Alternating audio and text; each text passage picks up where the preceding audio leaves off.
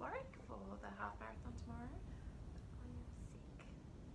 And not so sick that I'm bedridden or anything like that, but enough. Like, I thought about it this morning when I woke up. I still felt my ass, but I thought,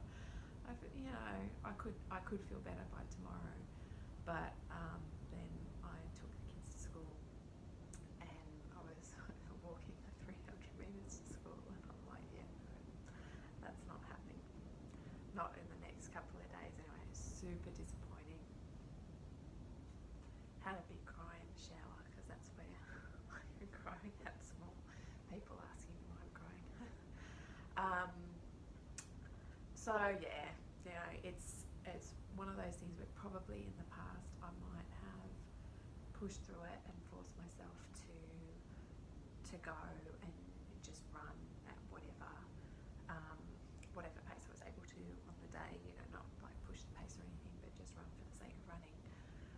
But I just feel like I will put myself even more in the hole of sickness if I do that, particularly with driving 3 hours there and driving 3 hours back, and I'm sort of like just trying to take a longer view of things and make sure I'm looking after myself so that I will get over this quicker and then be able to, take on the next thing. And when I was feeling really sorry for myself this morning, I was thinking, it's 3 months of training wasted. But that's just not true. Like the training's all there, the results of all of that training are there. It's just a weekend. It's just disappointing. I think probably the thing that drives me the most nuts about it is having to do all of that race prep for nothing. So it's sort of like stopping doing weights for 2 weeks, stopping CrossFit for a week, tapering off on all of my runs, which I dislike doing all of those things, but you do it before a race because it's necessary. And so probably, although I don't feel like the 3 months was a waste at all, I definitely feel like the last 3 weeks were a huge waste of time. But it's all just out of my control, it's not something that I could have done differently. It's not something I could change. I just got sick. And so it was interesting because I was talking to Corinne about it last night when we were chatting about whether I was going to be able to make it up there to see her, because she's going to Warwick to do all of the races, and she's saying you're always like 50% of the time you get sick in the taper. I'm like, that's true. I do not respond well to, like, as soon as the volume reduces, my body just goes, right, this is a perfect time to get sick.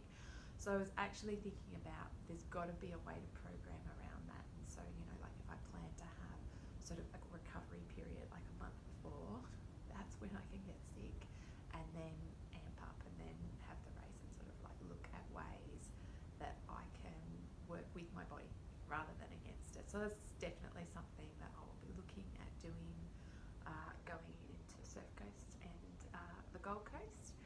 And I just keep reminding myself, if I want to go and run a fast half marathon, I can do that any day of the week. I would much, much prefer to do it in an awesome community race environment like Warwick, but situation being what it is, I can't do that. So I will just have to decide if that's something that I want to do before I get to the Gold Coast. I kind of feel like often having, like a few of those half marathon distances lined up kind of helps take the pressure off the race situation. So I might like to do a long tempo style half marathon just locally here before that happens, and it might take the sting out of this weekend a little bit.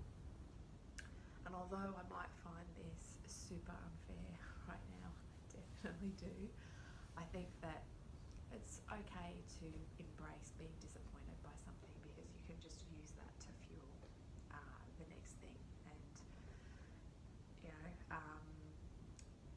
and I think too, when things like this happen, you can kind of take solace in the fact that there is no way you could have gotten around it. It's completely outside of my control. It's not a training issue.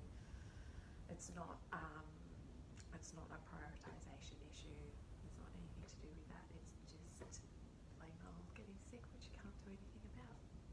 So this weekend I will be distracting myself from all of that by checking out everyone running UTA and Great Ocean Road, and I will be soaking up all of that vicarious running as well, and I will try to keep you all updated on everyone in the community group, although I'm sure heaps of